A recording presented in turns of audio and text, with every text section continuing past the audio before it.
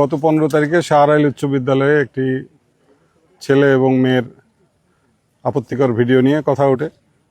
পরে স্কুল কর্তৃপক্ষ ওই মেয়ে এবং ওই ছেলেকে টিসি প্রদান করে। সেই ঘটনার টিসি যখন দেয়া হয় তখন গার্ডিয়ানকে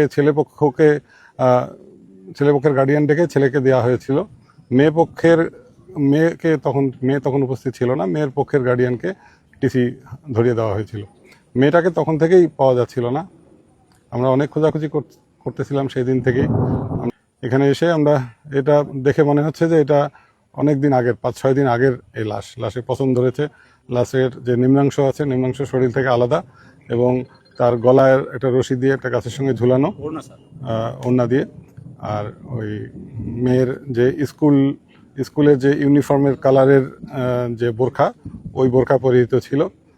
ঘটনাস্থলের পাশে তার স্কুল ব্যাগটাও ছিল। এটাতে আমরা কনফার্ম হচ্ছি যে এটা ওই মেয়েরই লাশ।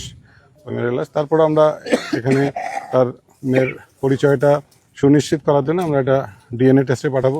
বাবা মায়ের ডিএনএর সঙ্গে এটা ম্যাচ করবে ইনশাল্লাহ। আর এর সঙ্গে যারাই জড়িত থাকুক আমরা ইনশাল্লাহ এটার তদন্তপূর্বক এদেরকে আইনের আওতায় আমরা নিয়ে আসবো।